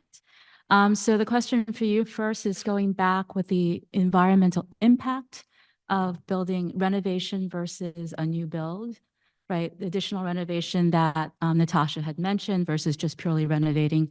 And then also the cost of that overall compared to sustainability. That's the first question. Why don't you give us all? Yeah. Right. That's my first question. The second question to Julie is the impact if there was what came up was a no vote, right? The impact on accreditation also as well for our high school. If there is a no vote, what happens, right, in that context? So that's the second question. And then I'll sort of give you my last comment at the end. Might I start with the second? Go ahead. Was it two questions you had? Two questions, one for Julie, one for you. I think can you hear me? Yes. Okay, good. On the accreditation issue, it does have an impact. The facilities do have an impact on accreditation. When we wrote the statement of interest, we had to identify things like accreditation, things like safety concerns and so forth. And we indicated that we had citations in the past on the facility. So that would continue to move forward. Basically what they do is they cite us, they give us kind of a warning, try to give timelines to fix it. And there are, the repercussions are mostly in writing. They follow up, they expect you to do your best to work to solve that problem. In terms of the sustainability impacts of different construction methods, and I think what you're talking about is kind of the conservation of material, basically. And there is some savings there when we look at the two addition renovation options. One is about 88,000 square feet of building space in the math and science buildings. That really try to utilize the structure of those buildings. When we talk about a renovation, we are stripping down really all the way down to structure because we have to provide new layouts of the floor plans, and also the exterior wall has to be completely rebuilt. So we're tearing everything off of the structure and then rebuilding it in place. But what we do preserve is that carbon that has been spent, right, to build that concrete structure, that frame, and we're utilizing that and sort of capturing it. The same is true with the more extensive renovation. But again, due to the degree of renovation that's needed and sort of major reconfiguration of space, a lot of the existing material will be taken away. And it's really the structure that where we can sort of put that carbon savings in the bank. But the overall impact in terms of pure construction on the field seems like to me in your discussion would be actually much less because you're not building modulars, taking away modulars. You're also in terms of people talked about the mental health, which you talked about for your daughter for 4 years. I'm imagining my daughter in 2 years, when you start building, all the disruption, what's going to happen during that time in the Fieldhouse and elsewhere. So that's a major aspect. And then in terms of the question that was asked, this is my comment by the person online about the size. I calculated, so the actual amount that this new building, if you built 440,000 square feet, covers about, it seems like 3,100 kids. If it was at 98 to 100% capacity, and if you don't add central office. No, I'm saying in terms of at 85% capacity, it is at what it is, 85% capacity would be 3,099 kids. And if you actually add central office, it's actually a little bit more. So it gives you room to expand. That's it. Okay. Thank you. Hello, my name is Sarah Carter. I live at 5 Spencer Street. I am also the Clark Middle School PTO, one of the Clark Middle School PTO presidents, and Lexington High School graduating class of 94. What is different about education now versus when I graduated 30 years ago? That require such larger classroom spaces or other types of spaces that have led to the larger square feet per student figures that you guys are presenting? Other than space per student, what other physical building differences are reflected of changes to how education is delivered today, especially highlighting our special needs students? Andrew. Sure. That'd be great.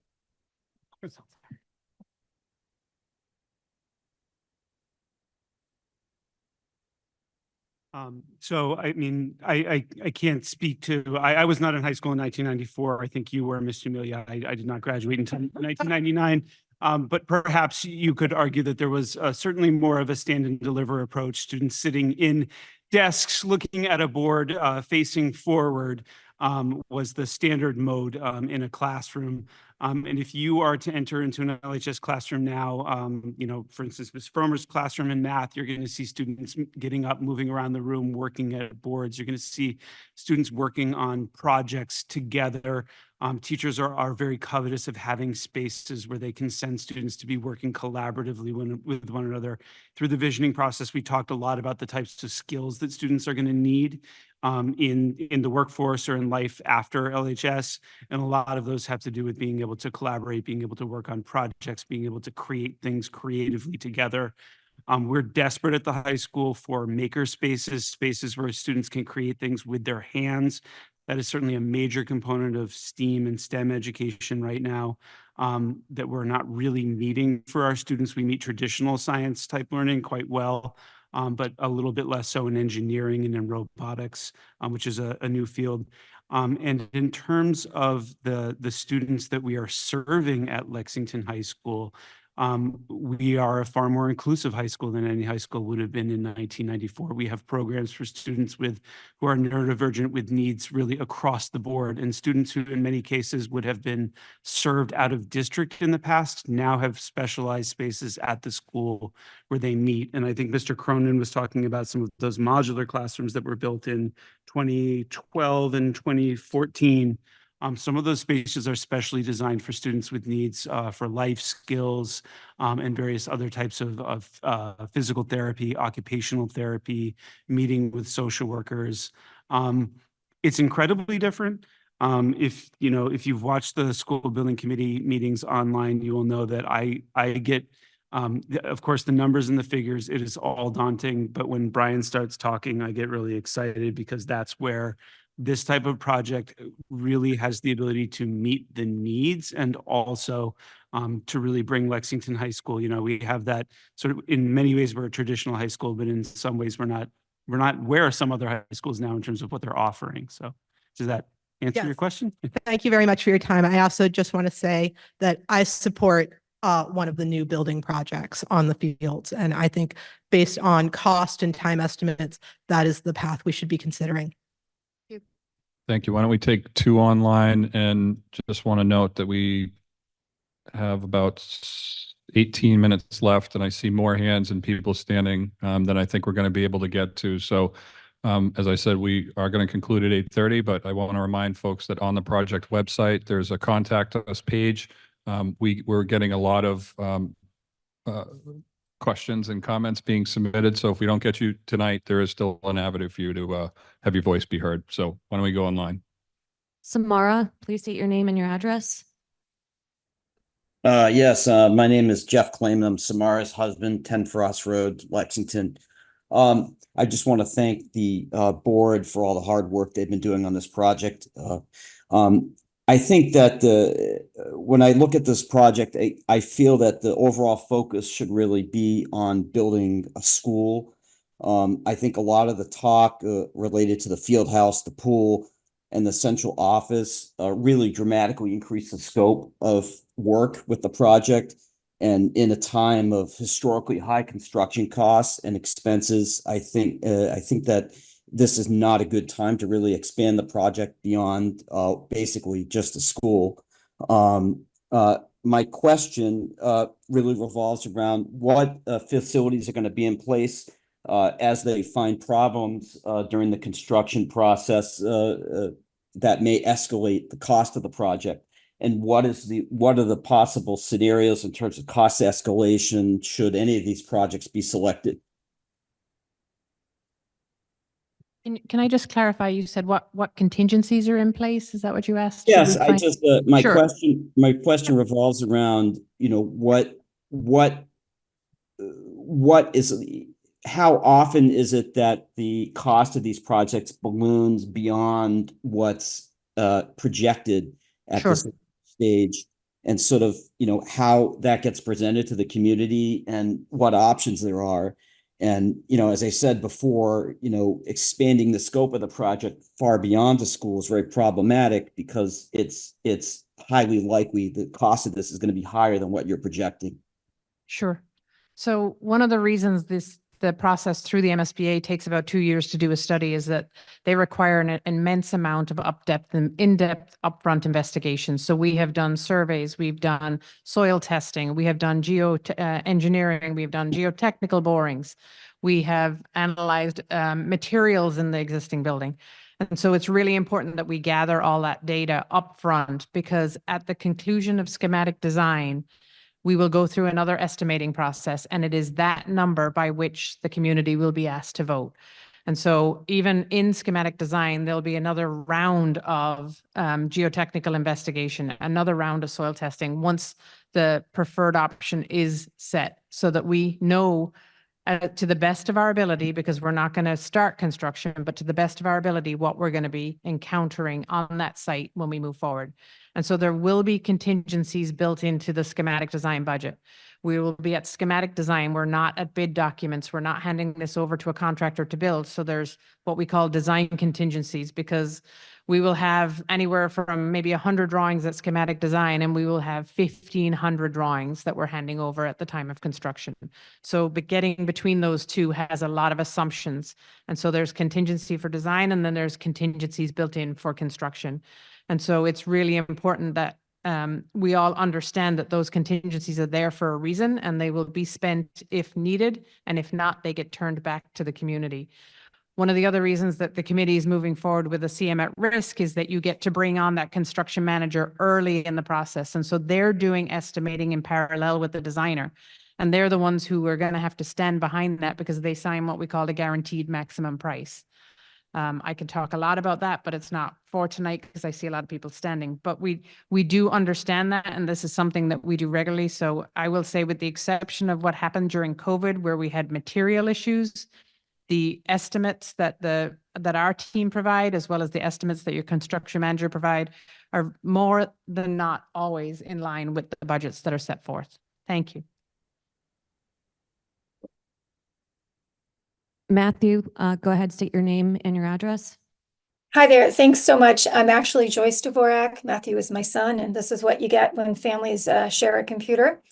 I live at 3 Dewey Road in Lexington. I want to start out by saying I have a very unique kind of understanding of this process, having worked for 2 schools that have been through the renovation, one a reno in place and one a complete build.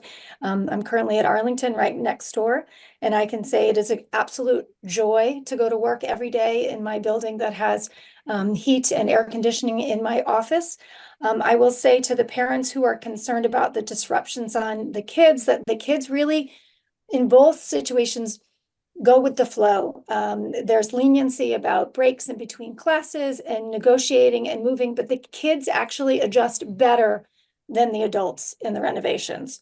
I'm a parent of a 9th grader and a 7th grader. And the question I have, which I think is more for our superintendent and our principal, is when my 9th grader started at the school, I was frankly surprised and disappointed at some of the lack of course offerings offered at Lexington High School. So when we're talking about the building and the new building, are we talking about just making it adequate spaces for the existing curriculum, or are we looking to expand some of the curriculum offerings like makerspace, like FACS classes, like better spaces for students in the life skills program? Thank you. Yes, I would say that absolutely those spaces could be game changers for us in terms of what we can offer from a curricular perspective, certainly in science and some of the science electives that we have.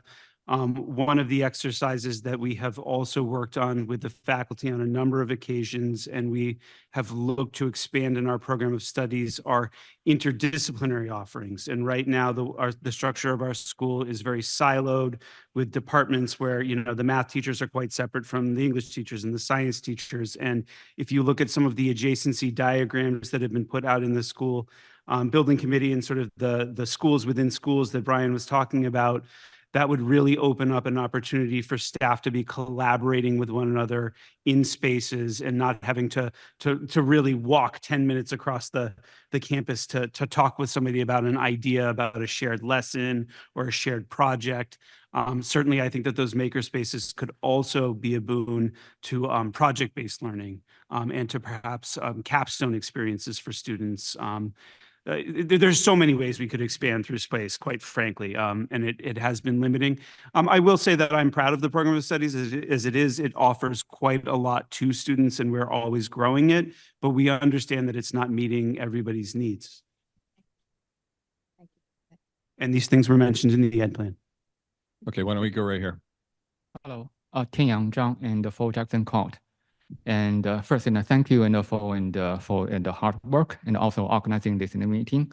And my question is about the cost and for this project. So when the committee bring this number $600 million cost, and has the committee done some kind of comparison with the other and the local high school construction cost?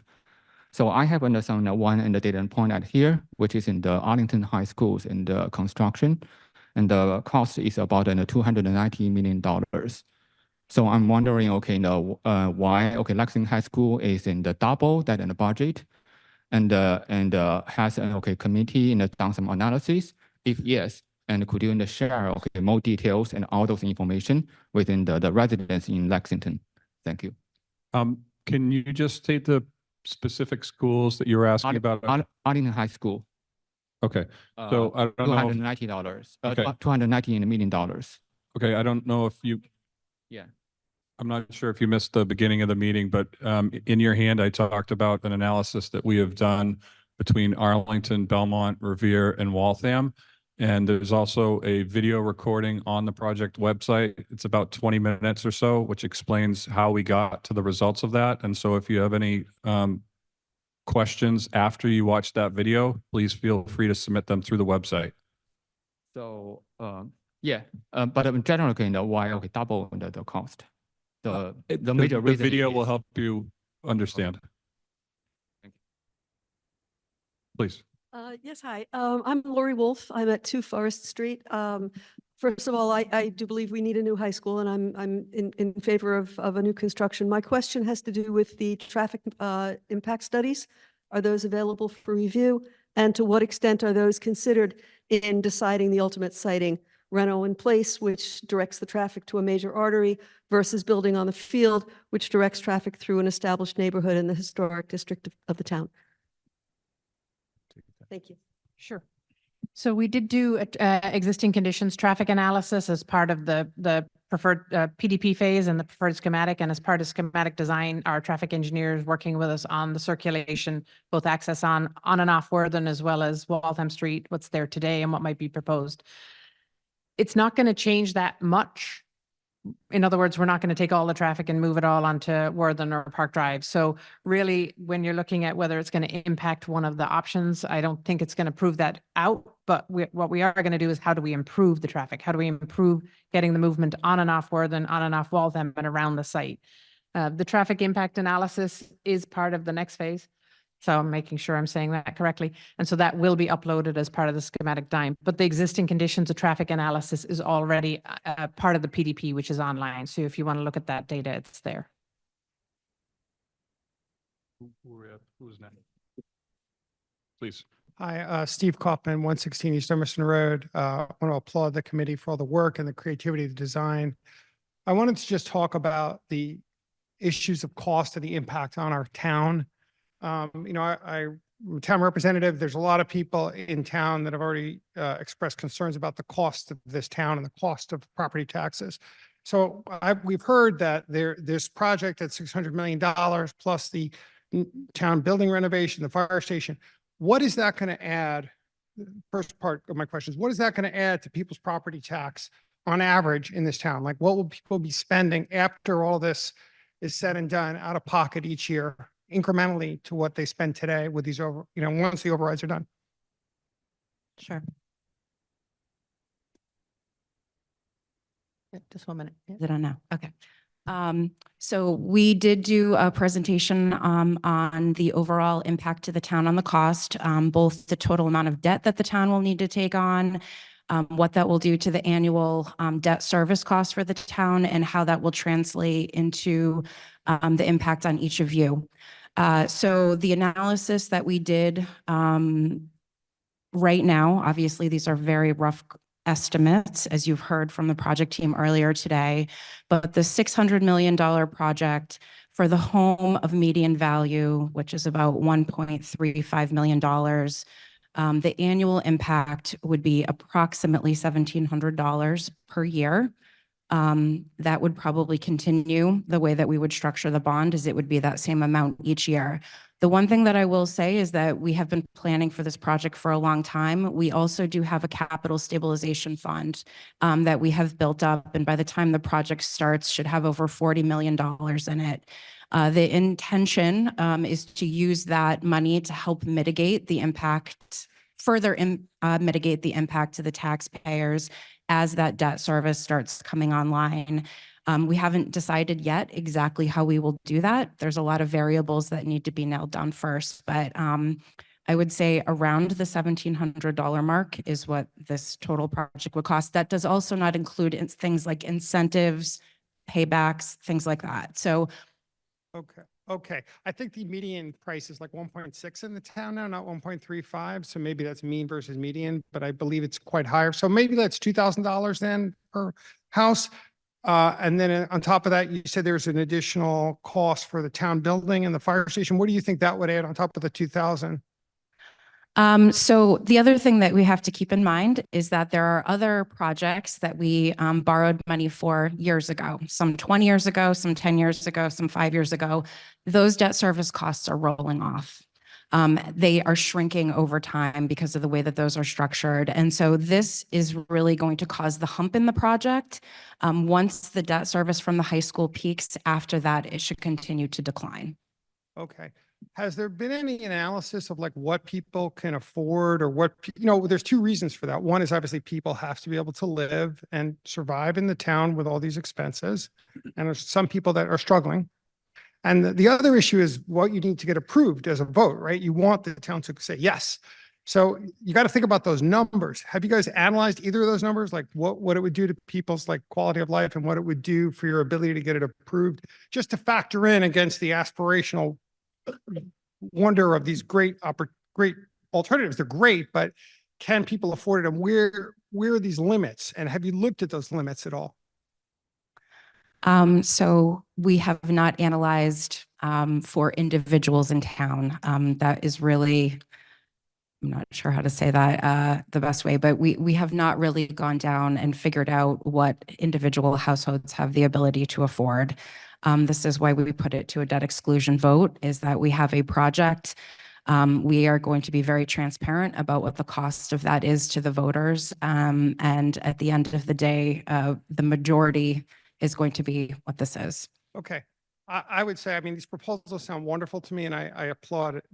They're great. It's just, I hope you put more effort into looking at what people can manage and afford, because you want to get it approved and you want people to be able to have a good quality of life in Lexington. Thank you. Thank you. All right, I think we have 2 more minutes left. So why don't we take this person here? And again, if we don't get to you tonight, please submit your questions or comments. I need 1 more minute. Oh, I'm not going to Okay, cut. yeah. Go ahead.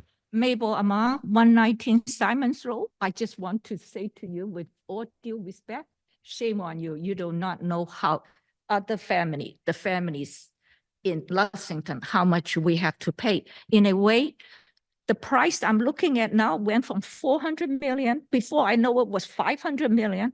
And last 2 weeks, I heard 600 million. And today I'm looking at the number is 631. This is Lexington. We have money and we have deep pockets of money, but not all of us. And please do not run senior citizens out of this town. This town, it has been very good to senior citizens. And with all the complaints that I heard, the air conditioning sitting on the floor and everything else, I have one thing to say: life is good. And come to think about, you and my middle child went through the same 4 years of high school renovation. I never heard one word of complaint, this and that. We went to school in Superior, and I did move 3,000 miles from Sacramento to come here. You don't have to sell us Lexington is a good school. Will it become better? Will it brand new, shining new buildings with 24-karat gold? Will everybody 100% graduation? Everybody get high grades in ACT or whatever test now they are getting. I just want to know, the building is going to be building in 2027. So it's 2 years and a few months from now. It's 361 million. Are we going to be the first? Is the price going to go up higher? Are we going to be, Lexington is going to have the first high school cost the new building $1 billion. Thank you very much.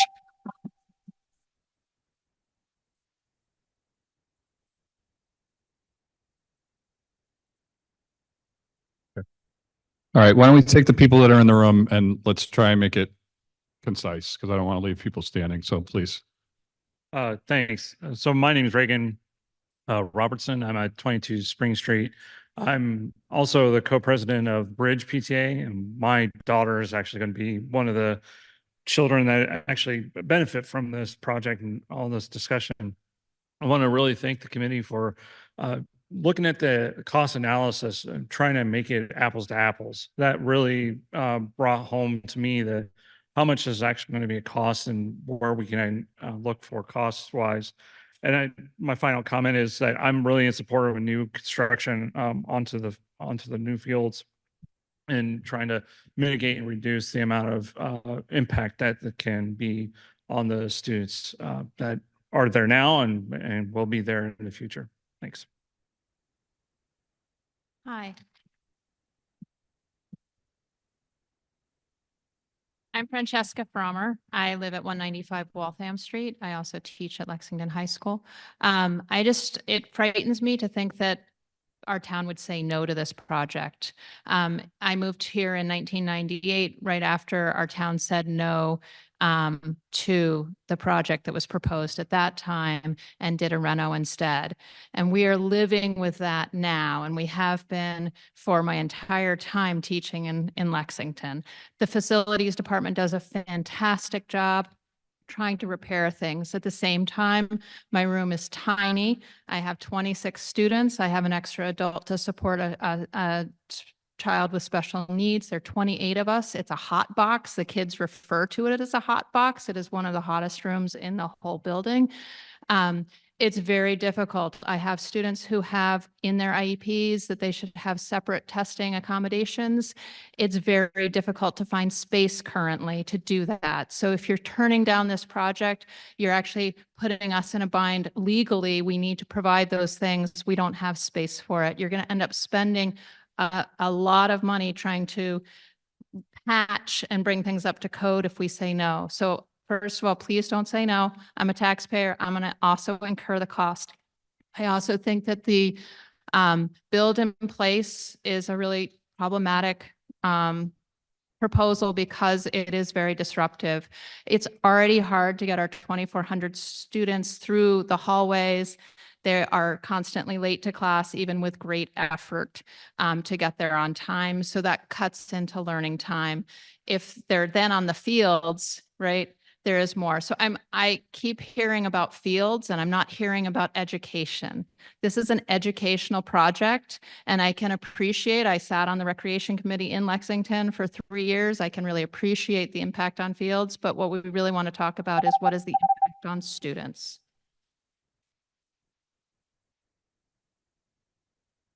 Last but not least. Thank you. Dawn McKenna, 9 Hancock Street.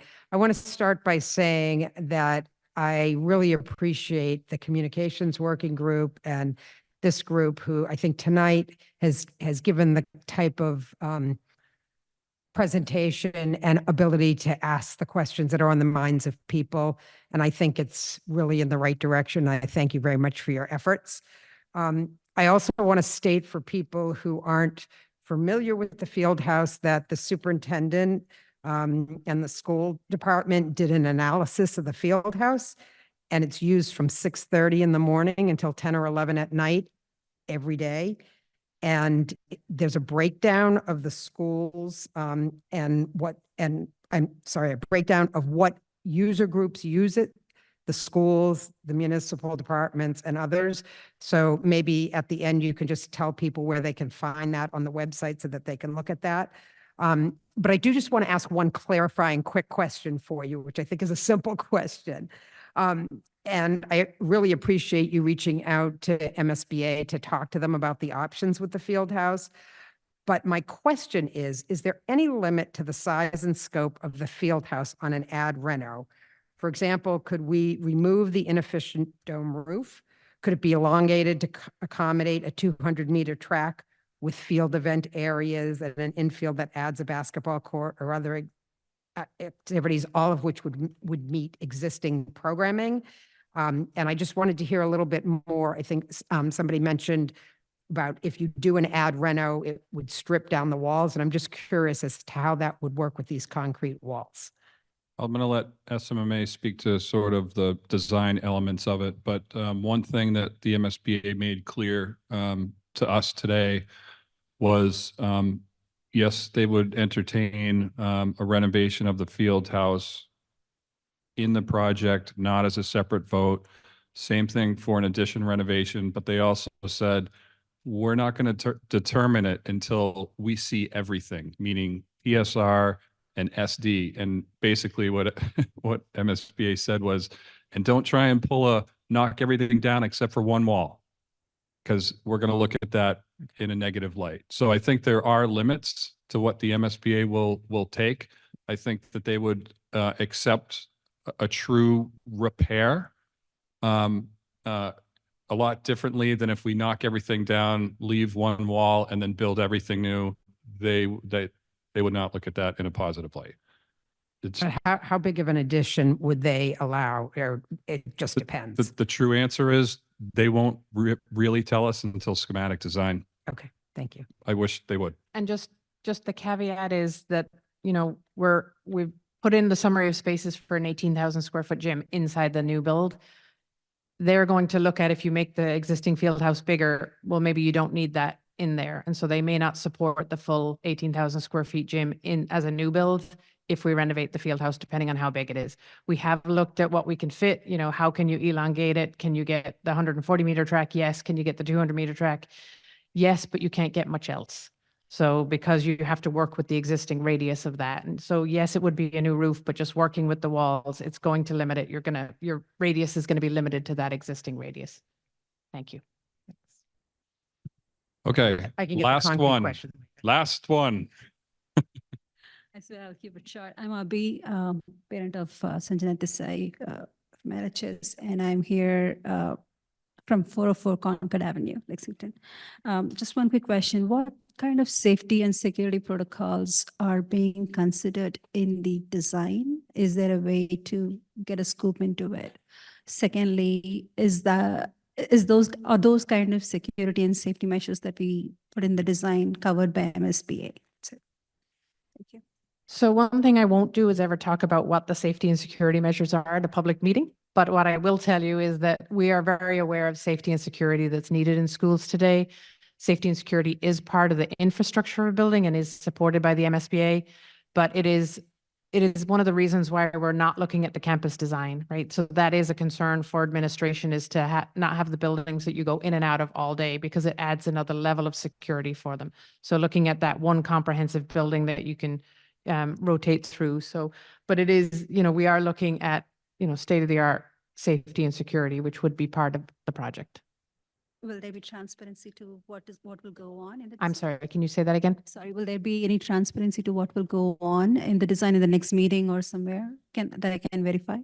No? And transparency of to the I design. think that's difficult for us to kind of communicate it, at this early phase, but what we want to do is make sure that we provide the kids and the staff a safe environment.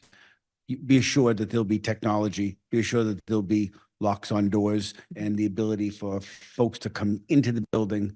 There'll be oversight of entrances where we may not have that today. So those type of strategies will be in place. Okay.